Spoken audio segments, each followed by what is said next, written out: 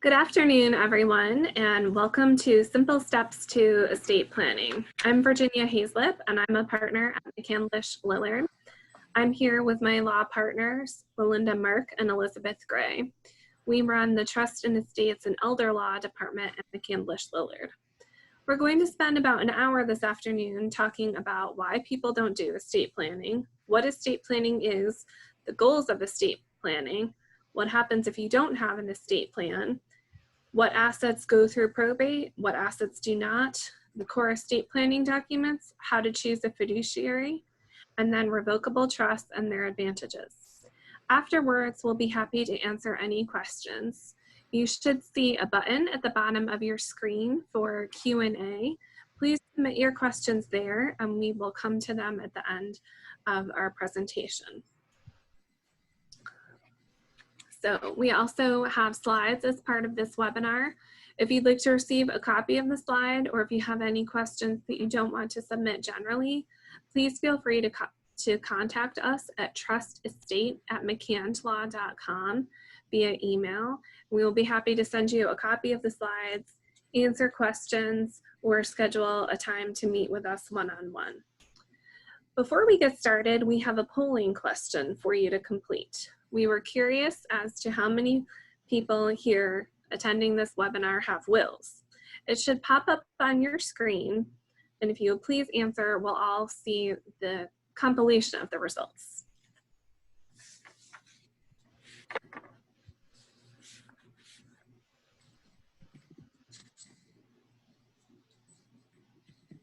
Do you remember what it was last time?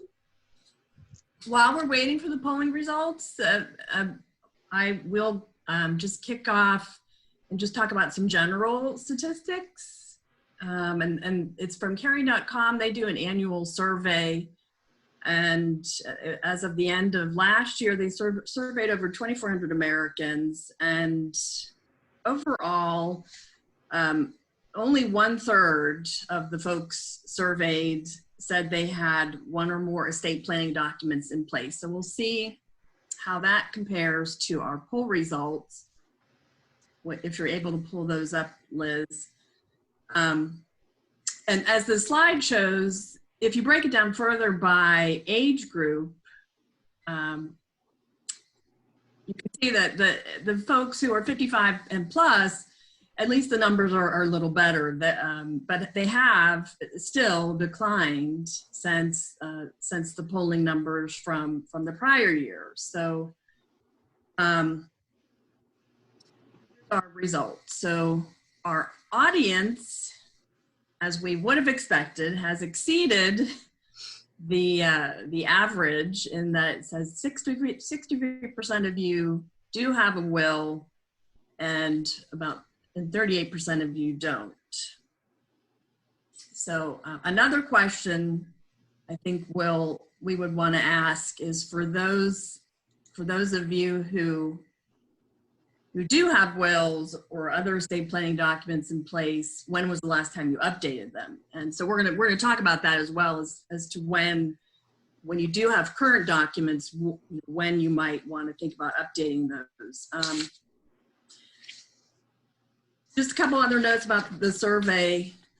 Despite the poor numbers of those who actually have estate planning documents in place, the respondents also stated that over 60% of them feel that estate planning is important. So there is a disconnect there, between who actually has estate planning in place versus those who don't. And there's various barriers that the survey also reflected.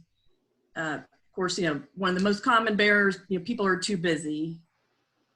The cost can also sometimes be a barrier, but one of the increasing things that the survey has been showing is a lot of people just don't know how to get started. And so that's one of the goals of our seminar this afternoon. Is we hope we can give you a little more basic information to help you actually start the process.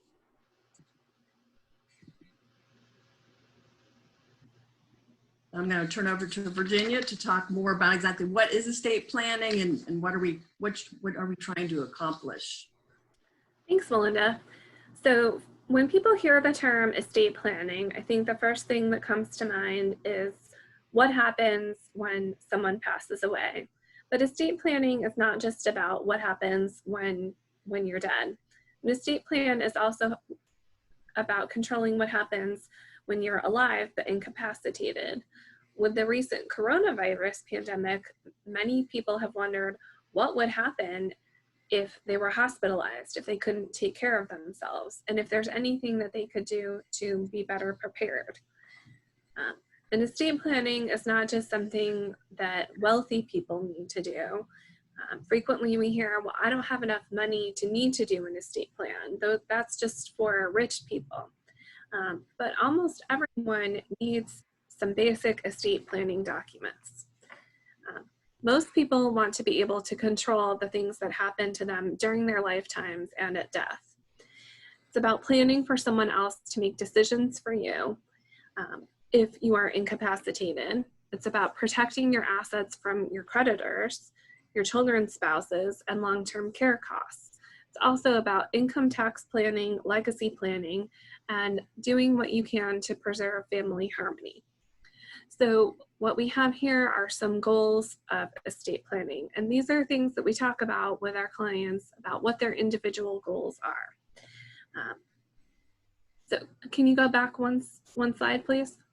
Thank you. So we've touched on many of these goals, which of course, protecting assets, leaving a legacy, passing on not only money, but what your values are and what your family's ideals are. And these are things that you can do with the proper documents. Okay. So let's talk about what happens if you don't have an estate plan. If you become incapacitated, the court may appoint a guardian and or conservator to manage your financial affairs and take care of you physically. We're going to talk about guardianship and conservatorship together using the term guardianship. This is a court process. It will require the appointment of a guardian ad litem, who's a third-party attorney, who will do an investigation and prepare a report. Once a guardian and or conservator are appointed, they will have to make reports to the court periodically. You may have to get court approval to make decisions for you, like moving you from one facility to another or taking care of other financial decisions. If you don't have a guardian appointed, the court may also appoint a guardian and conservator for your children if you and the other parent are not available. If you die without a will, the court will supervise the probate process to distribute your assets according to the state law, not according to your wishes. So your beneficiaries may inherit assets that you may not intend for them to inherit. You may have a situation where assets are passed to someone who's not going to take care of them, who's going to spend them outright. Or even more unfortunately, you may have assets passed to a special need beneficiary. That can be very problematic because that can cause that beneficiary to lose eligibility for Social Security, for Medicaid, and other public benefits that they may be entitled to. So doing some basic estate planning can allow you to avoid these outcomes that you would not want to have happen for yourself or for your family. And I will say for myself and my husband personally, the thought of our children being cared for by someone that we didn't want them to be cared for was one of the factors that made us finally take care of our estate planning documents. And that may be true for someone who's listening today.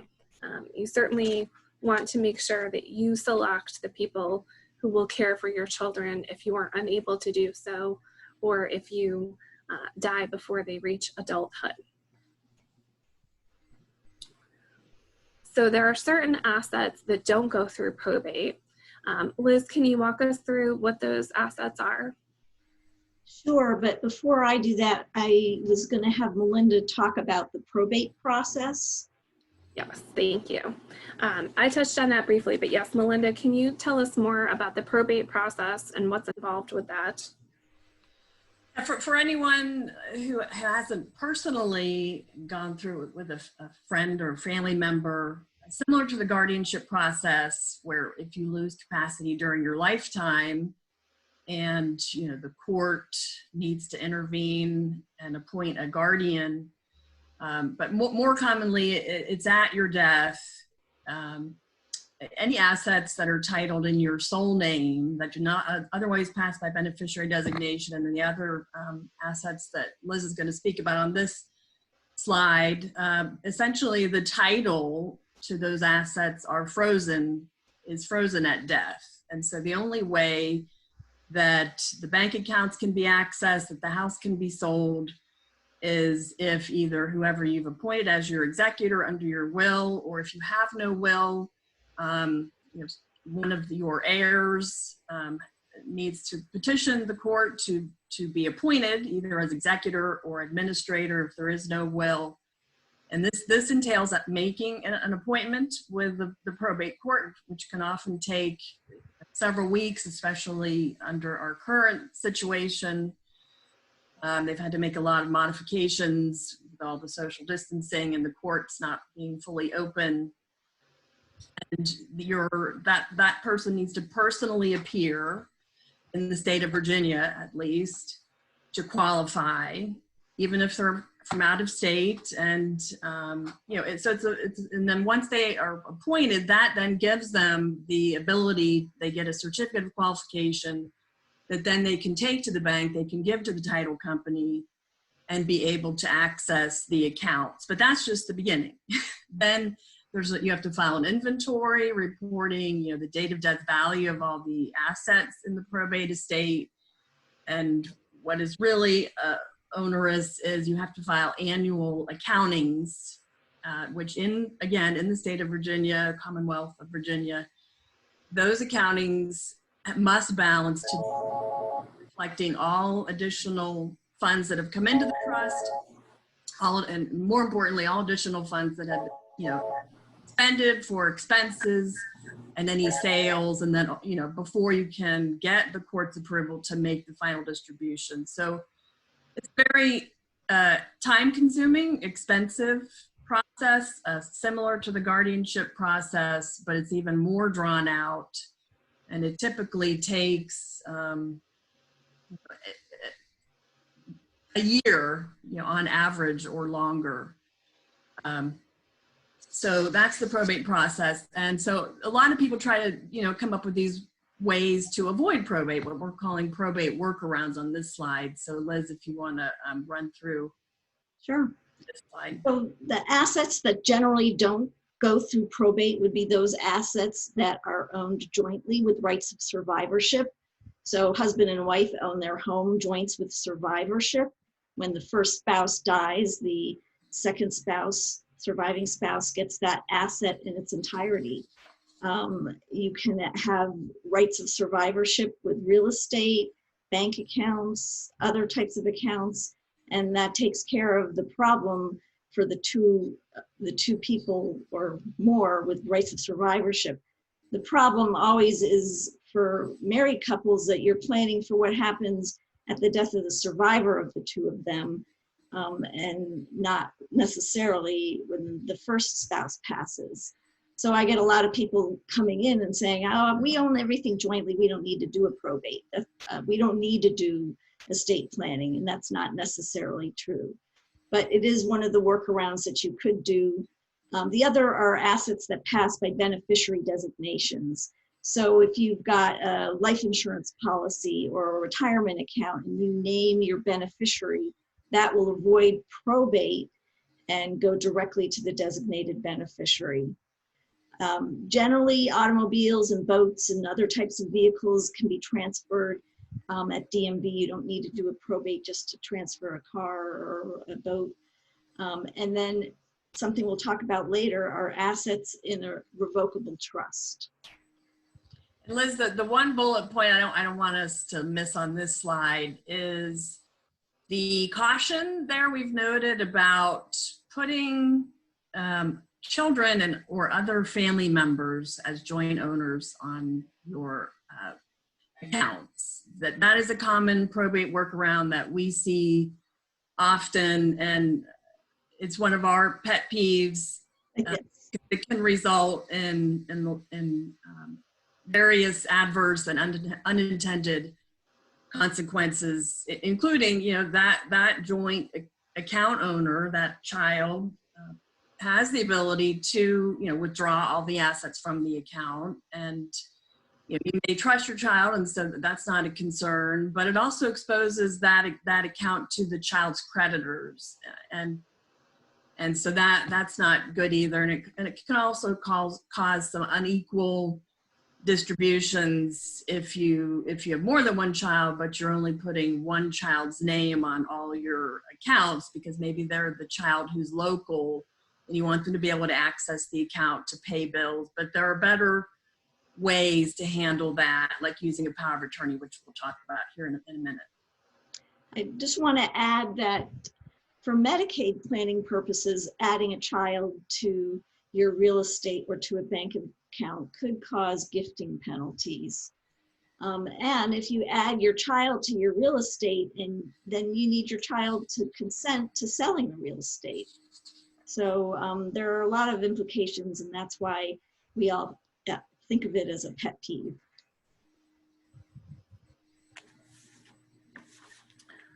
So right. Now we're going to talk about the core legal documents that a person needs to have. And I'm going to start today talking about the most important document you need in light of the coronavirus, and that's an advanced medical directive. An advanced directive is generally a term to describe primarily two documents that allow an individual to express what their healthcare wishes might be if they were in circumstances where they could not express those wishes themselves. Typically, they're referred to as the living will and a healthcare proxy, or a durable healthcare power of attorney. In our office, we combine everything and call it an advanced medical directive. The living will is the document that states the patient's preferences for different types of treatment in different circumstances. And in particular, the living will addresses end-of-life circumstances. So if that person is in a persistent vegetative state, or that person's given a terminal diagnosis with anticipation that he or she may reach a point where he or she can't make their own decisions, the living will express whether or not that person might want life-sustaining treatment, or they would want life-sustaining treatment withdrawn or withheld. The healthcare proxy appoints an agent to make the person's medical decision if that person can't do so on his or her own behalf. I'm really fussy about the type of medical care I would or would not want. And so I'm relieved that I have a document that names someone who understands what my preferences are and is willing and able to advocate on my behalf to make my medical decisions if I'm unable to make them myself. Do either of you have any more thoughts on the advanced medical directive? Okay, I'm going to move on to the durable financial power of attorney. The durable financial or general power of attorney is durable because once you sign it, it survives your incapacity. So even though you become sick later and can't handle your own financial affairs, the people you appoint under this durable general power of attorney will be able to step into your shoes and make those decisions for you. For example, if the stock market goes down further, actually let's start coming back up. Now that's a depressing time. Let's be positive and say if it continues to go back up, then your agent would be able to buy or sell stocks on your behalf. If bills become due and you're incapacitated, whether it's from another pandemic or a personal situation, maybe you had a stroke, the person you appoint as your agent would be able to pay your bills and make sure all your financial affairs continue to be in order so that there is no eviction notice from your landlord or a foreclosure notice from your mortgage company. There's no shutting off of your electric or canceling your iPhone carrier. It's important to do the power of attorney with a competent estate planning professional to make sure that it survives your incapacity, to make sure it's durable. This document is not something that takes effect when you die, like a will does. A will only controls your assets when you die. The power of attorney controls what happens to your affairs while you are still alive, but unable to manage them yourself. The durable power of attorney terminates when you die. So remember the importance of appointing the right person as your agent for while you're alive to take care of your financial affairs. So this person has to be someone that's good with money, someone you trust. We're going to talk about choosing the agent and fiduciary later on.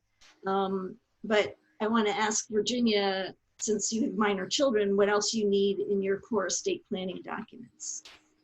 Right. So as I said, one of the most important documents for my husband and myself was standby guardian and also designation of a guardian for our children in our will. These documents appoint someone to care for your child or children if you become incapacitated or upon your death. And that's a very important document for us to have in place so that we know if something happened to us, our children would continue to be cared for by someone we know and trust and not, God forbid, be in the foster care system. So those are very important documents to have. And typically we also include a power of attorney in our standby guardian document so that if someone is caring for your child, they have the authority to take them to the doctor, enroll them in school, do important things like that that will allow your child to continue living as normal a life as possible. So, and that brings us into the will. Liz, do you want to talk about that? Yes. So we already pointed out what a probated estate administration is, but I'm just going to point out two things. The will appoints an executor or a personal representative, the same thing, to administer the terms of the will. And as Virginia said, the will appoints a guardian for minor children if that's needed, and it can appoint a trustee for any testamentary trusts. A testamentary trust means that it's a trust that is built into a will. So if it goes through probate, it's going to be monitored by the court system. But you could have a testamentary trust for surviving spouse, for children, or other beneficiaries. But remember that the will only governs the disposition of assets that a person owns in his or her own name. In other words, the assets that are not owned jointly and assets that are governed by a beneficiary designation or other type of contract designation that establishes where those assets would go at death. What are some of the means in which you can avoid probate? Well, one of those is the beneficiary designations that we spoke about earlier, or joint survivorship. But one of the things that we haven't mentioned on this list is a revocable trust. A revocable trust is really just a container for your assets. It appoints a trustee, which is oftentimes the person setting it up, and a successor trustee to ensure the effective management of your assets in the event of your incapacity and at your death. In many instances, it avoids the need for a guardianship and a probate.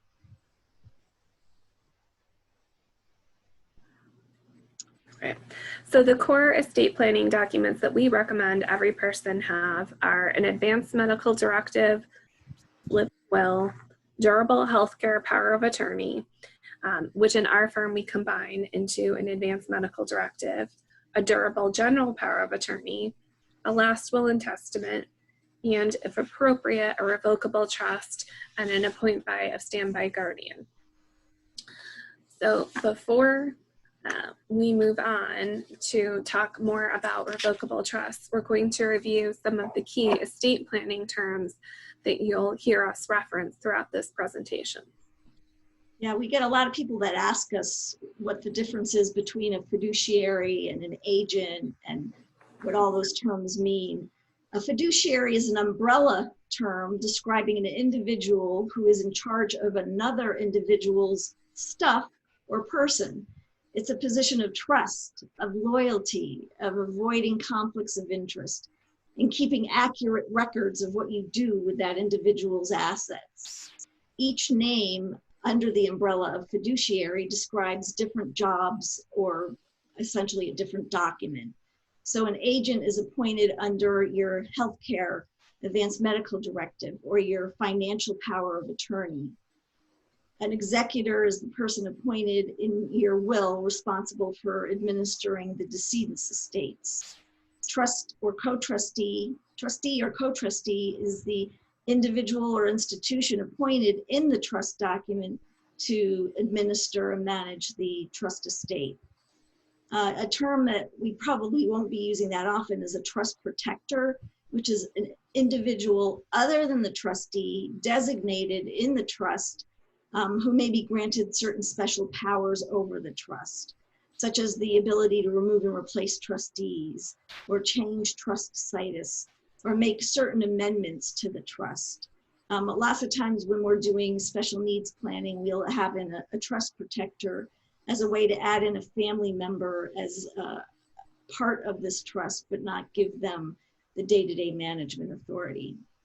The grantor or settlor is the individual who is creating or transferring assets into a trust. Some people use the word trustor, all three of them, same thing.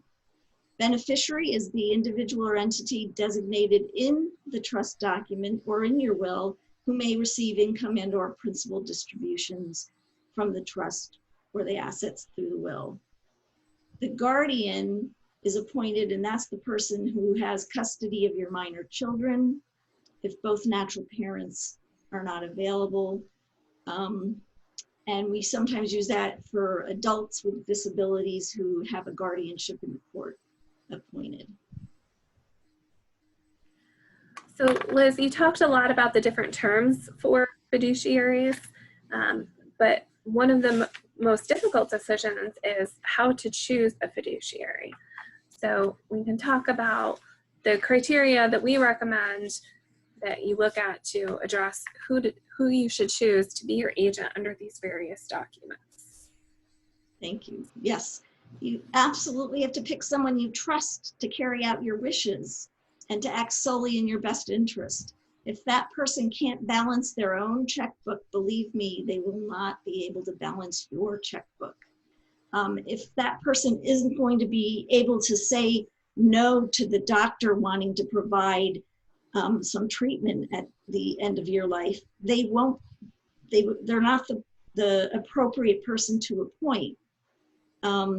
Somebody who is organized and pays attention to details and record keeping. With your healthcare decisions, again, someone who is going to respect what your wishes are and advocate for you. Generally, we prefer that families don't name children or other family members as co-fiduciaries. And that's because what if they don't agree? If they don't get along? You want one chief. That's sort of my philosophy. And then a backup fiduciary. Oftentimes with the financial piece, it's just because it's so difficult. I like people to consider banks or trust companies or a professional fiduciary as the backup or co-fiduciary with a family member. And this is especially true in second marriage circumstances where you've got children from different sides of the family, and it could just be a terrible position to put somebody into. Your designated fiduciary will generally need to hire professional advisors with regard to legal advice, tax preparation, and investment management.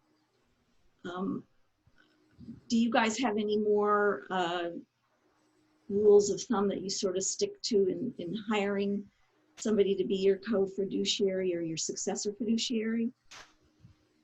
One question we get often is, does it matter if the person is local? All my children live out of state, and for the most part, especially these days where everything is done electronically, it doesn't really have much of an effect. In Virginia, it can have an effect with regard to who you appoint as executor under your will, because there's additional surety and bonding requirements that have to be met if your executor does not reside in the state of Virginia. And so that's probably the biggest disadvantage. Right, and I think, Liz, you touched on, it should be someone who knows you well and knows what your wishes are. And once you've chosen that person, come back to this in a little while, but it's important to let them know that you've chosen them, of course, and make sure you have ongoing conversations with them about what your wishes are. So I think we can go back one, I think, and Melinda will talk a little about revocable trusts. Yeah, so we've touched on revocable trusts just to provide a little more detail, and it is an additional step, and it does involve a bit more work on the front end as you get in place as part of your estate planning, because of part of the process is you actually execute the revocable trust document. I'll talk more about how that document is designed and how it works. But then the second really equally important part of it is doing the funding of the trust. And I know we have some financial advisors on the webinar this afternoon, and they're very familiar with the process of that retitling of assets that would be in your individual name that would otherwise have to go through probate, that would be frozen at your death. Retitling, which oftentimes involves opening a new account, but not always. Retitling those assets from your individual name to your name as trustee of your revocable trust. And because once you've completed and you've properly funded your revocable trust, the trust then actually owns legal title to the property. And so during your lifetime, typically you're serving as your own trustee. As long as you have capacity, you might want to name a adult child or other trusted friend or advisor as a co-trustee who could be able to immediately step in and take over if needed. But because we're actually going that extra step and we're retitling the property from your individual name into your name as trustee of your trust, you avoid the whole probate process at death that I described. And then also, when you're still alive, if you do lose the capacity to handle your own financial matters, whoever you've named as your successor trustee or co-trustee can step in, as I said, and just take over managing things. So it's a much more robust tool, planning tool, and for those reasons, much more acceptable and accepted by financial institutions and real estate title companies versus just dealing with an agent under a financial power of attorney, which is also a very important document. But again, it's because it's just not going that extra step of actually having the trust own title to the property. You can also provide more specific guidance in your revocable trust as to, if you're no longer able to act as your own trustee, how you want to be taken care of first and foremost, whether you want all steps possible to be taken so that you can stay and remain and be cared for at home,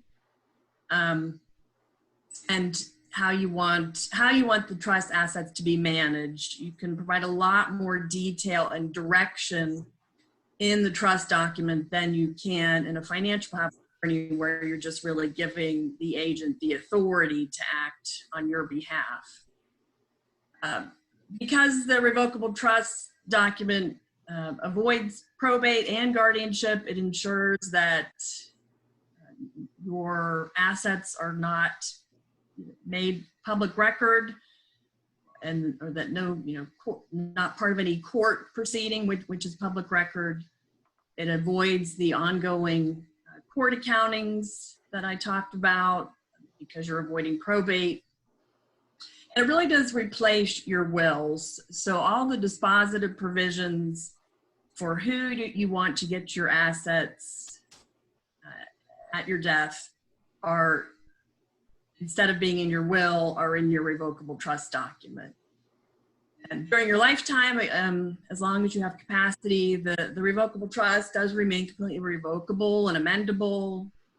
It's 100% includable in your estate, so there's really no tax advantages. That's not one of the reasons for having a revocable trust, although you can include certainly tax planning as part of the trust provisions. Also, because it's completely revocable and amendable, and the grantor is usually the sole trustee and beneficiary during their lifetime or along with their spouse, you're not gaining any asset protection. And so the assets in the revocable trust compared to an irrevocable trust, which I'll talk about later, remain completely accessible by your creditors. And in terms of there's no additional tax return typically that's required to be filed. The revocable trust is disregarded as a separate taxable entity, and so any sort of income or deductions that would be allocable to the trust assets just go on the grantor's personal income tax return.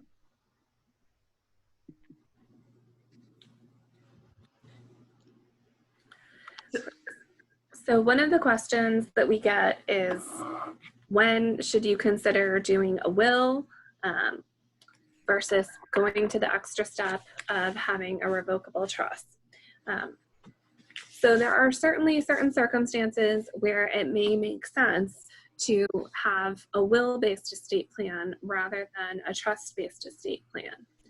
So if the couple or individual has limited assets and or assets that would not otherwise require probate at death, such as those that Liz went over previously, such as jointly owned property, transfer on death or payable on death accounts, retirement accounts, life insurance, etc., they may decide that they do not want to go to the step of having a trust.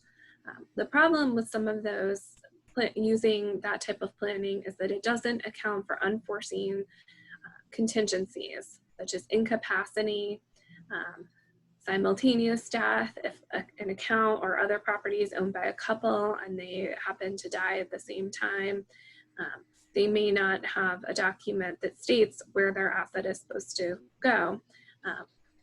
If you don't update your beneficiary designations to include secondary beneficiaries, then the asset may become payable to the estate. So there can be some problems with just doing it that way. Sometimes if you have all adult beneficiaries who you desire to receive assets outright at the time of your death, a will may be appropriate. This would allow assets to simply pass to them right away when you pass away with no oversight of a trust. Certain circumstances, individuals may want court oversight or probate. If family members do not get along or conflict is anticipated, they may decide that it is most appropriate to have a neutral third party involved to make sure that conflict does not get out of hand and their wishes are carried out. And in that case, they may decide that a will is the most appropriate means of planning. And I would just add here, there are some attorneys who immediately go right to always recommending revocable trusts. I think this next slide does a good summary, and for us as a firm, it really does depend on your situation. And for younger couples who and younger families, A will can really be just fine, kind of as a starter document to at the very least make sure you have a guardian appointed for your minor children, and you appoint an executor, to handle your estate. So it really does depend on the situation, but this chart gives a good summary of the various advantages, and certainly doing nothing, or worse yet, doing it yourself, which can almost be worse consequences. Is you're not going to get any of the advantages. So having a will, you're going to be covered on the very basic level, and again, for folks who have limited assets that wouldn't otherwise require probate, that can often be a sufficient solution. And then the revocable trust for clients who have more assets accumulated, especially in their taxable investment accounts, not just in the retirement plans or life insurance. And they may own like a vacation home in another state, another real estate or business interest. When their asset situation, gets more complicated as we, just continue and accumulate wealth, then a revocable trust is probably going to be the better way to go. But again, depends on your individual situation. I'm going to talk a bit more now about just the general advantages of trust planning, and that's regardless of whether you use a will or a revocable trust. But so when I say trust planning, I'm talking about the advantages of leaving assets in trust for beneficiaries versus just outright. And this slide just goes over several advantages, and over the last really 10 years, since most states have enacted the Uniform Trust Code, of which Virginia enacted in 2000, I believe. So it's been over 10 years. Trusts have gotten to be a lot more flexible, and we can build a lot more flexibility into the trust and gain various advantages that you would otherwise lose just by leaving the inheritance to the beneficiary outright. So the first bullet here stresses when you leave assets in trust for your child, it prevents potential diversion of those assets to unintended beneficiaries. Like if the child were to get married and then go through a divorce, if you were to leave assets to their inheritance to them outright, then those assets could potentially be commingled and be converted into marital property, and then be subject to equitable distribution upon divorce. Also, if the child were to predecease his spouse, and then if that spouse were to remarry, and there's children, grandchildren in this case, then potentially if the surviving spouse doesn't have the right estate planning in place, if something were to happen to them, your child's inheritance could end up going to their child's new spouses and perhaps their children. So particularly when grandchildren come along is when we find that, for a lot of clients, this is important to them. They want to make sure that, I want to, of course, provide, for my child, but I want to make sure that if something happens to them, that my legacy that I'm leaving is going to stay within, my intended beneficiaries and ultimately go to the grandchildren. One of the other benefits of leaving the assets in trust for the beneficiary versus outright is you do gain additional asset protection.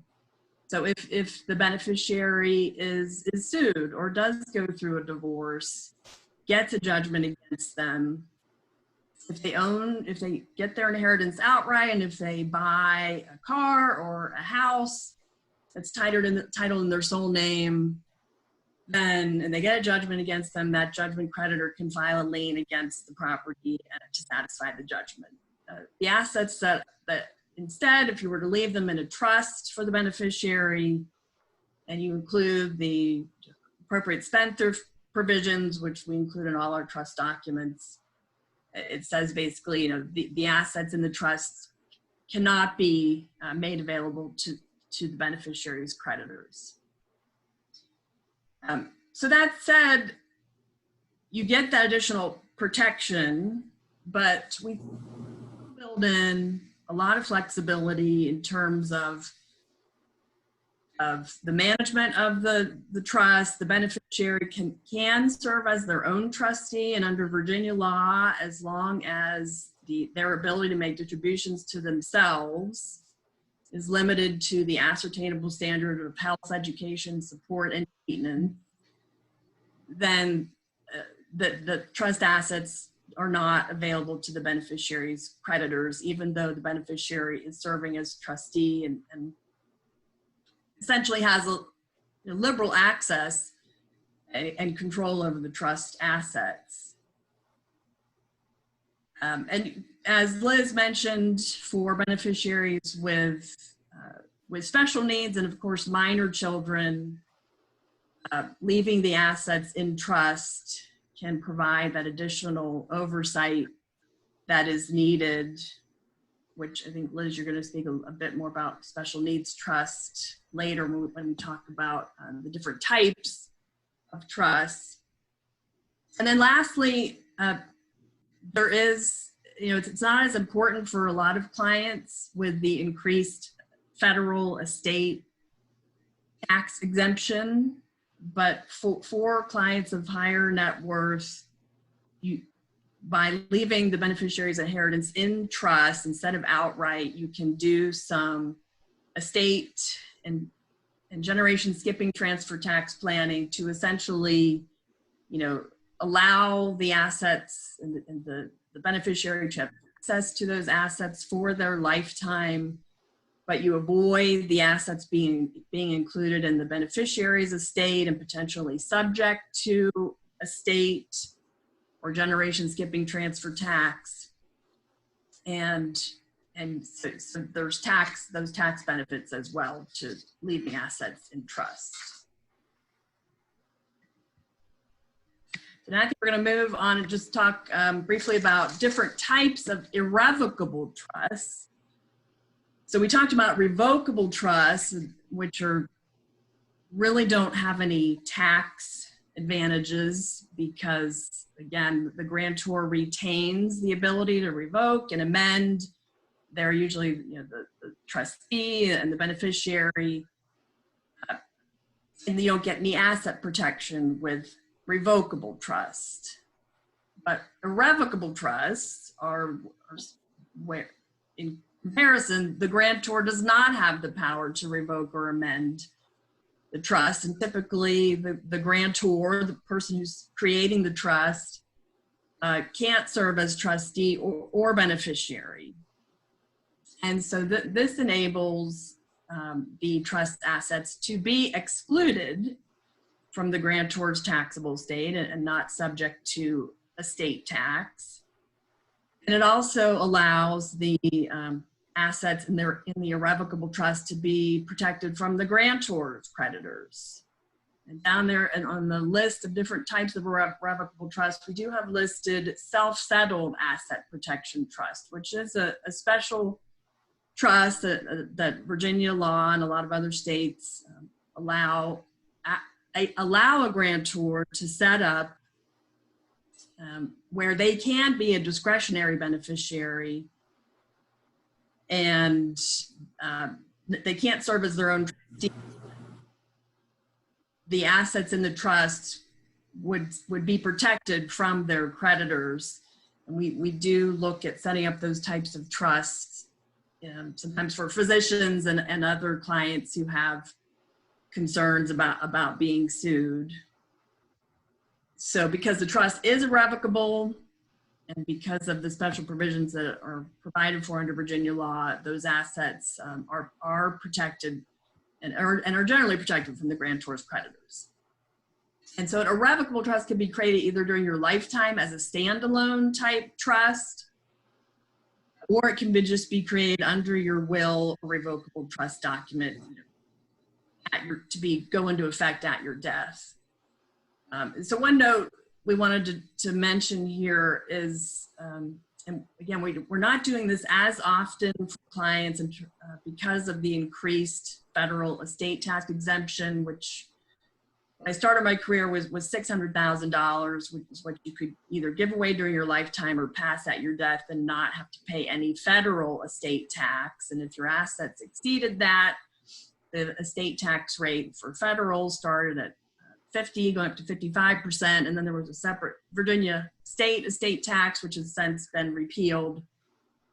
But now the federal estate tax exemption, it was $5 million, and they doubled it with the 2017 Tax Act to $10 million, and it's increased every year for inflation. So this year it's $11.58 million is the amount of assets you can either gift away during your lifetime or pass at your death and not have to worry about federal estate tax.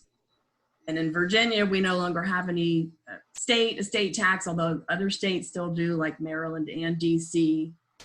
So for our clients who do have at the higher levels of net worth, like 10 million and above, and I'll mention, or I forgot to mention, that the 10 million exemption that was increased with the 2017 Tax Act is due to revert and sunset back to 5 million in 2026. And there's been a lot of talk that may happen sooner with if there is a change in control of Congress or the administration, and particularly with all of the building the debt and the expenses that we're incurring with the current economy, that perhaps that exemption could be reduced back sooner. And so with our clients who have the higher levels of net worth, like 10 million and above, we're encouraging them, before this increased estate tax exemption disappears, which we know is going to disappear in 2026, but it could disappear sooner. Let's look at making some lifetime gifts. And certainly you could just make those gifts outright to your children, but you could also make the gift to a trust, an irrevocable trust, so that the assets are excluded from your taxable estate. And particularly with assets that are likely to appreciate, we've got, the stock market is depressed now. And so with assets that are likely to appreciate in the future, by, making that gift to an irrevocable trust, that future appreciation will also be excluded from the grantor's taxable estate and not subject to estate tax. So we're talking with clients that who do have that level of net worth. It really is the perfect time to take advantage of the increased exemption and the depressed asset values, and consider making some significant lifetime gifts to an irrevocable trust. And one of the trusts we have listed here on the list of types of irrevocable trusts is spousal lifetime access trust, which we also refer to as SLAT. And that's one way, and what a lot of our clients who are looking at making gifts, it allows you to make a gift to an irrevocable trust and get all those benefits, like I mentioned, of removing the value of the asset from your estate. But your spouse can still be a beneficiary, so you're not completely giving up your access to those assets. So SLATs are very popular today, along with dynasty trusts that you could design to continue in perpetuity for your children and future generations, and never, and avoid any future estate tax in any of the beneficiaries' estates.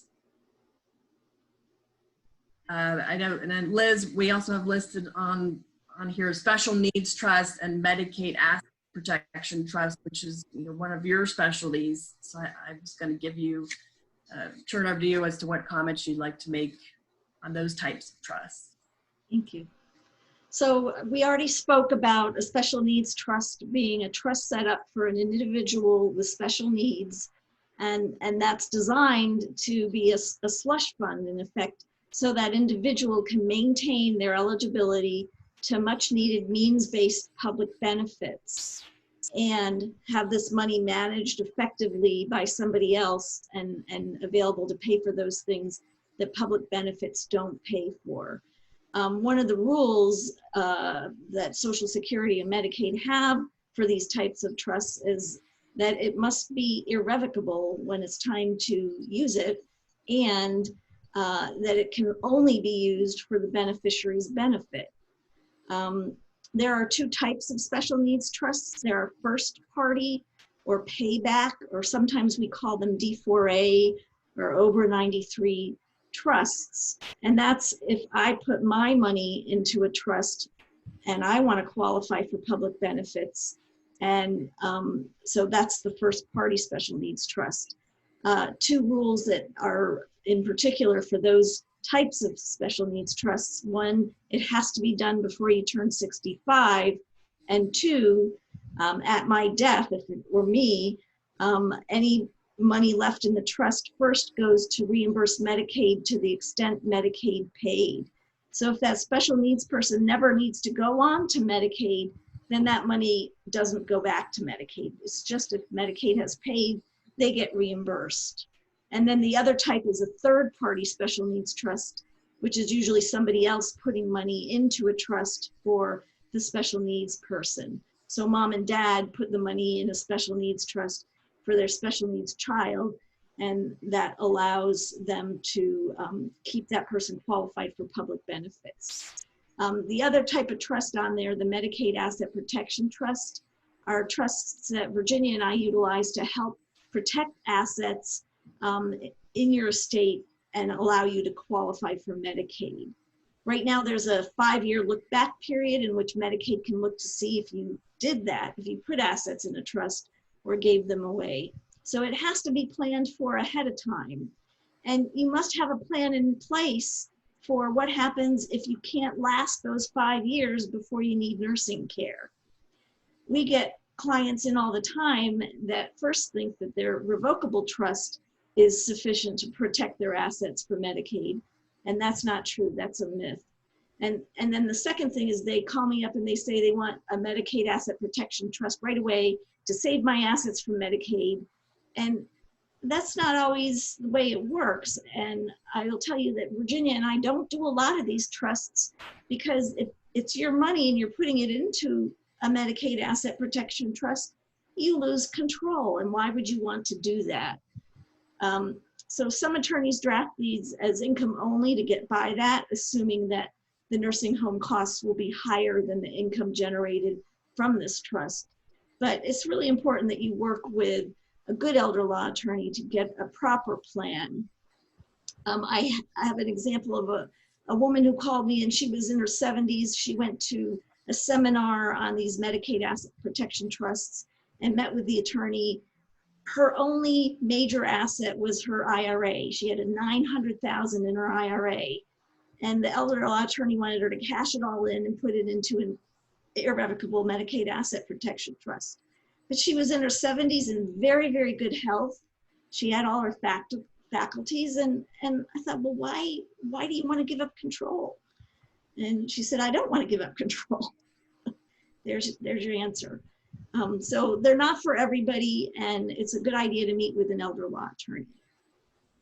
So maybe in the future, which brings us to when do you need to update your estate plan?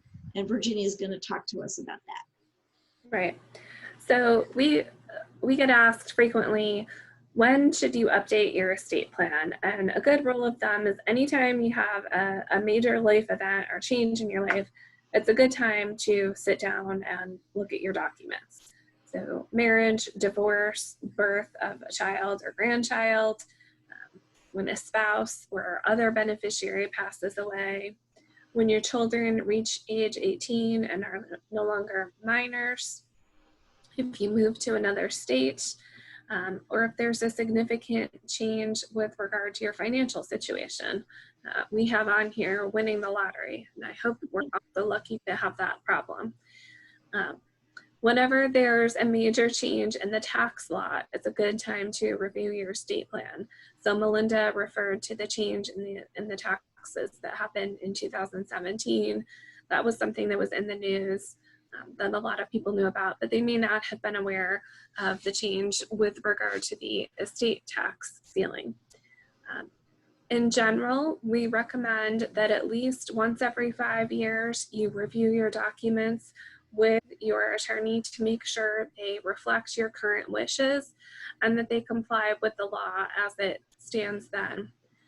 And for some of these situations, it's a really good idea to talk to your estate planning attorney before the situation happens. So for example, with regard to marriage, if you have accumulated assets, if that is a later in life marriage or a second marriage, you should talk to your estate planning attorney before you get married to talk about whether a prenuptial agreement is a good idea. Or before you get divorced, if you already have estate planning documents, it's a good idea to review those with your attorney before you go through the divorce to determine whether that will affect your divorce situation. Yeah, Virginia, if I can make a couple comments back to the changes in the estate tax law. We're seeing a lot of clients, you know, they may have a will or revocable trust in place, but it was done maybe 10, 20 years ago when like I said, when the federal estate tax exemption was much lower. And one of the primary updates that we do for those married clients is the traditional estate tax planning that we used to do when the exemption was much lower. We would provide for at the first spouse's death whatever assets that were in the deceased spouse's name, a revocable trust that up to their remaining estate tax exemption would go into a family trust for the benefit of the surviving spouse and the children. And the benefit of that planning was the family trust was designed so that it was not includable in the surviving spouse's estate.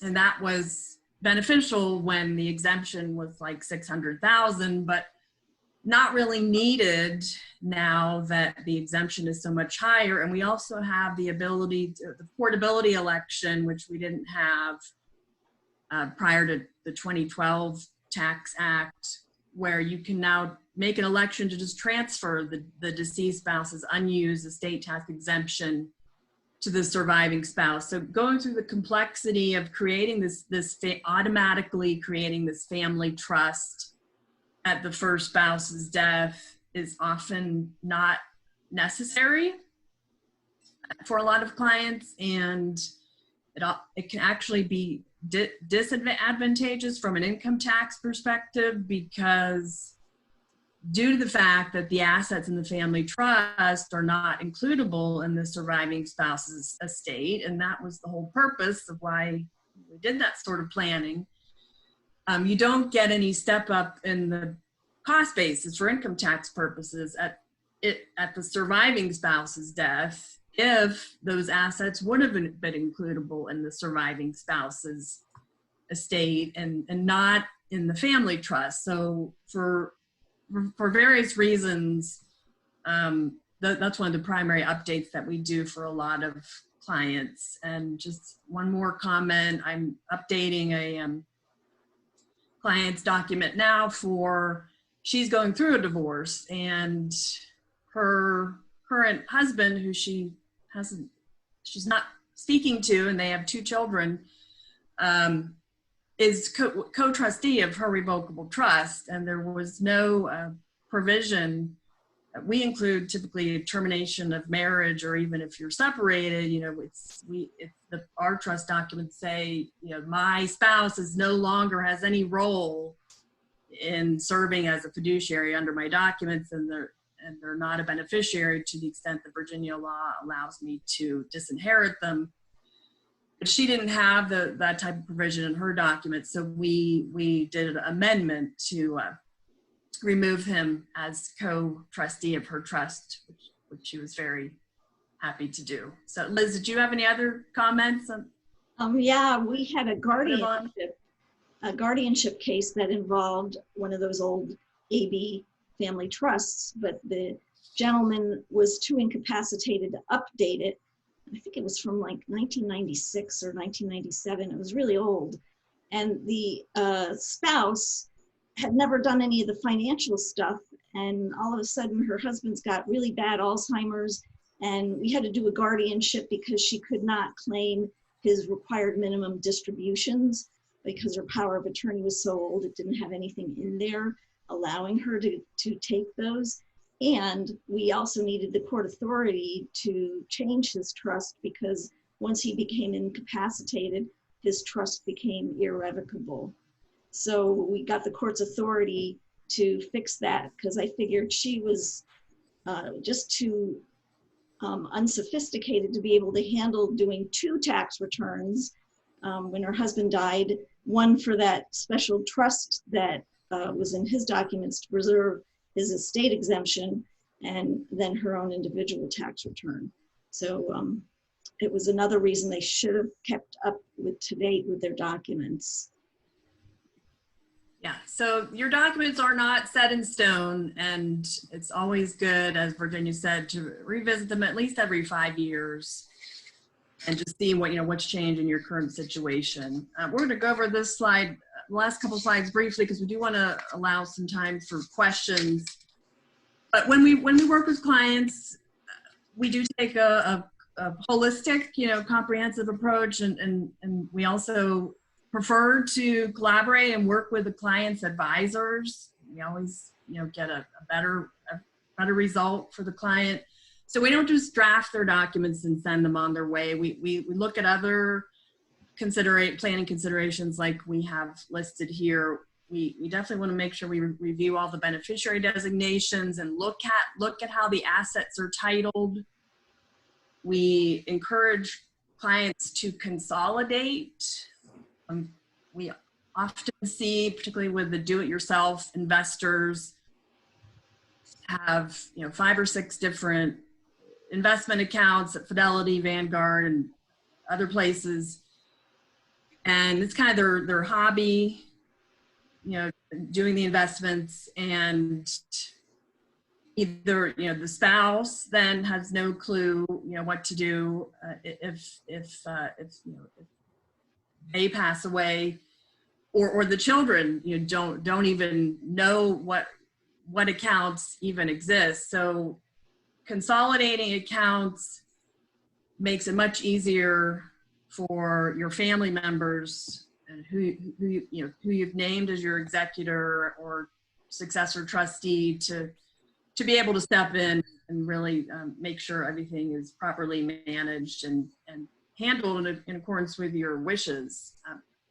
Digital assets are also, we always want to make sure that folks, at the very least, keep a list of all of your online accounts, because a lot of us don't get account statements in the mail anymore, and so keeping at the very least a list of all your online accounts with your usernames and passwords, which of course are becoming more and more difficult for us to keep track of. So there's other services like LastPass, and even like Norton has a password storage tool, even Google Chrome, which is how I keep track of my passwords these days.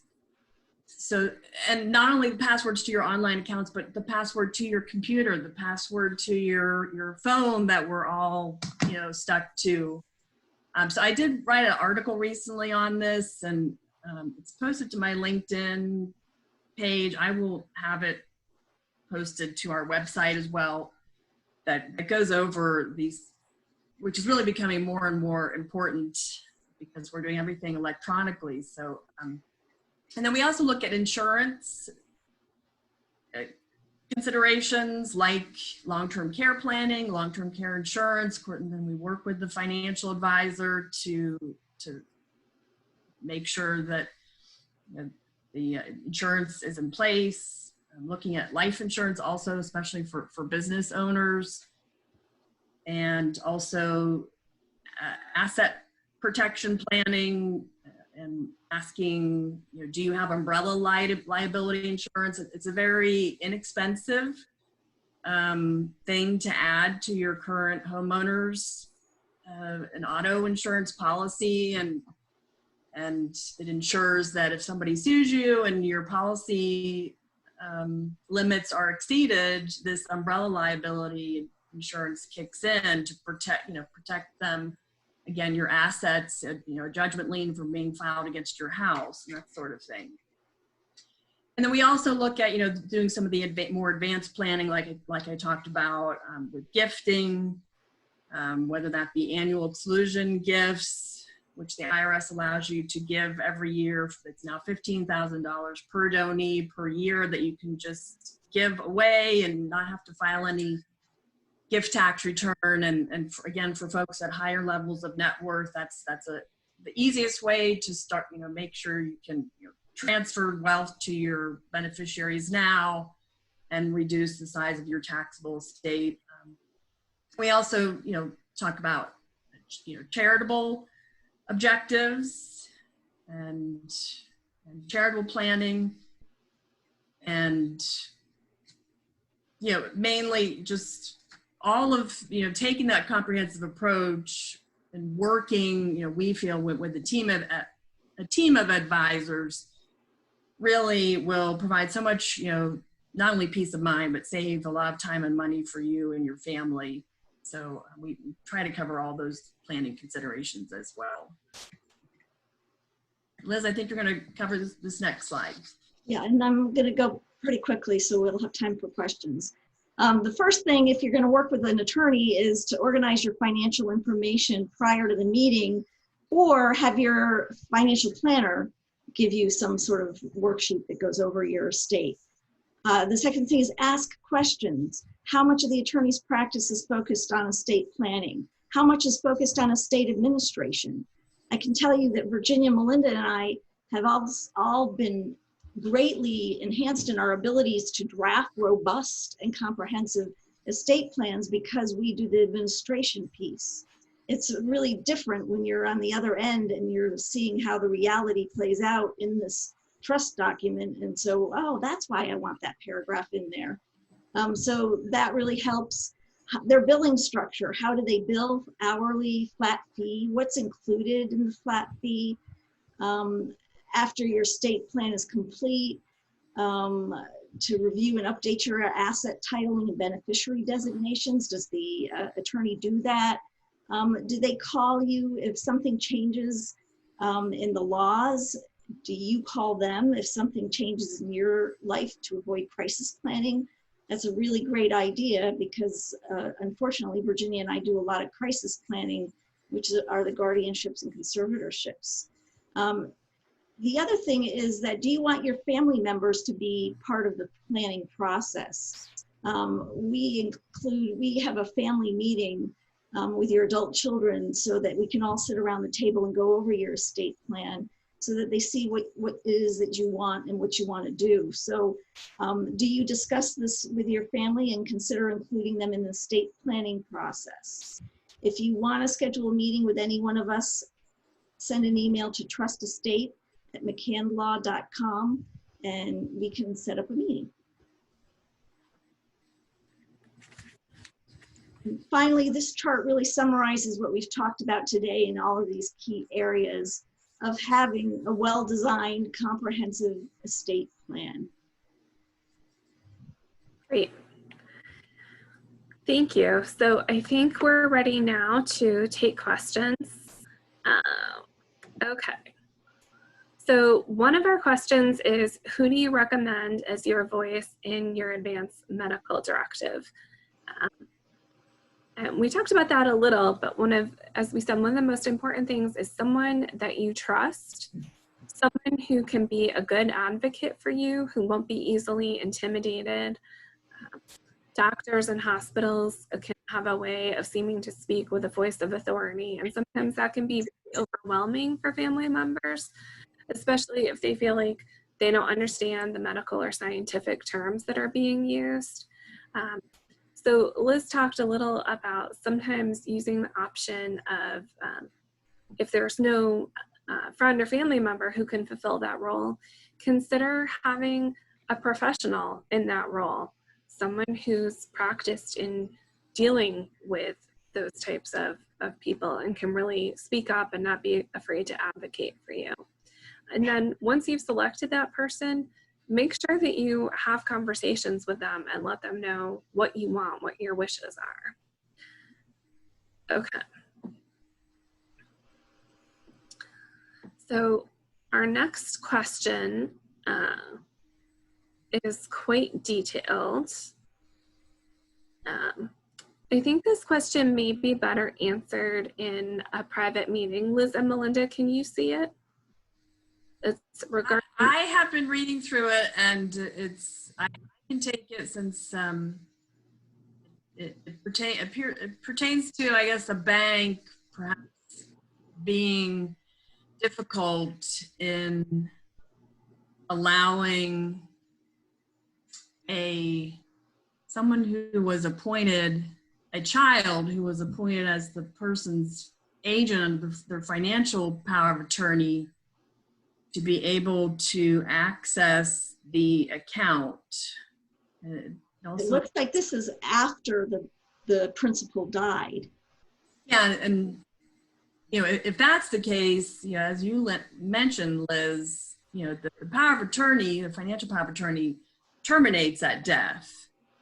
And so the agent, the child, I guess in this case, who was appointed as under the financial power of attorney, you know, would no longer be able to have access to that account. And so the second part of the question is, can said bank demand that the child under the financial power of attorney, I'm assuming, qualify as executor before gaining access? And yes, I mean, that essentially, like I said, the account is frozen, you know, if assuming the bank, you know, is aware of the person's death, then yeah, the account is frozen at that point. And if it's not titled in the name of a revocable trust, if it's just titled in the customer's individual name and there's no payable on death designation, then you're going to have to resort to seeking to be appointed as executor if there is a will, or if there is not a will, seeking to be appointed as administrator.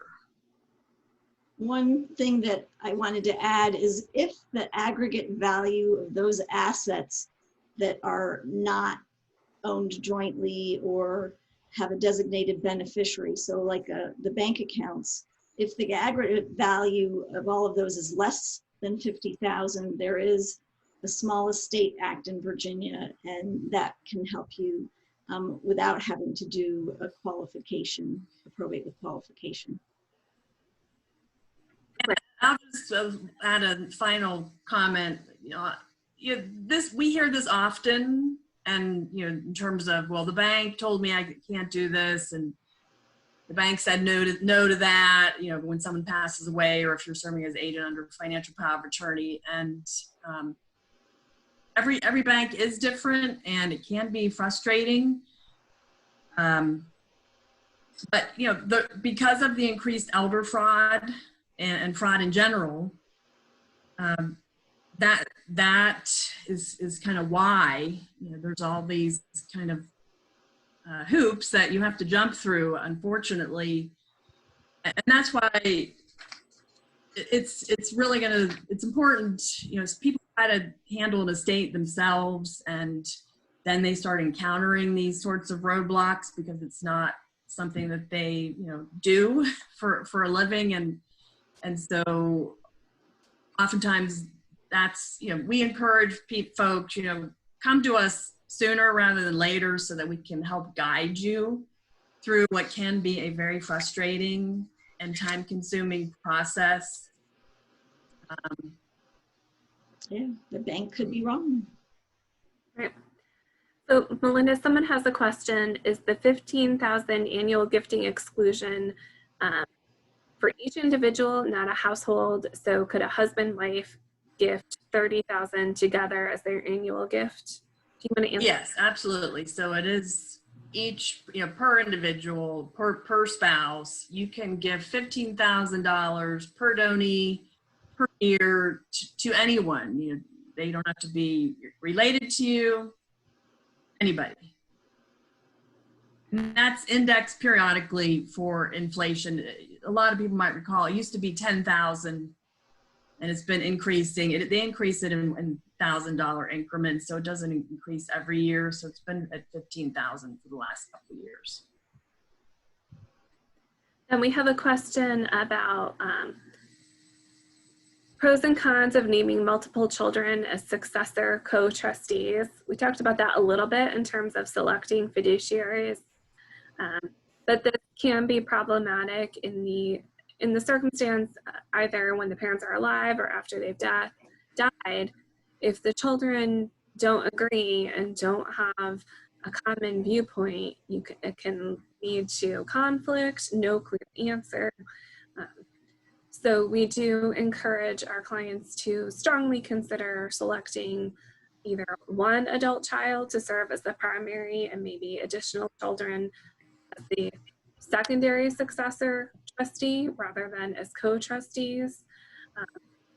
Or if it's a high conflict situation, again, that may be a situation where a professional trustee is appropriate so that conflict doesn't end up becoming a problem. But that's definitely a good question. One other question for you, Melinda. What are you advising client on current gifting estate planning techniques given the sunset in 2026? Yeah, like I said, with the exemption being at 10 million now and indexed for inflation, but it sunset in 2026 back to 5 million or even sooner. So that's an extra 5 million that for the folks who can afford, first of all, to to not depend on those funds for their own resources and support, consider making a significant gift of those funds to, like I said, an irrevocable trust. And if they're married, the most common gifting that we're seeing is designing it as a SLAT, spousal lifetime access trust. So like I said, the grantor can't be a beneficiary and they can't be a trustee because we want it to be the trust assets to be excluded from their taxable estate, but their spouse can be beneficiary. Or if they're not married, maybe they name their sibling as beneficiary, just so that you have some kind of backdoor indirect access to those trust funds if you need them. And there's other more advanced planning like GRATs and shared remainder trusts, and that are really more intended to freeze the value of your taxable estate rather than reducing it just by shifting future appreciation to the beneficiaries of the trust.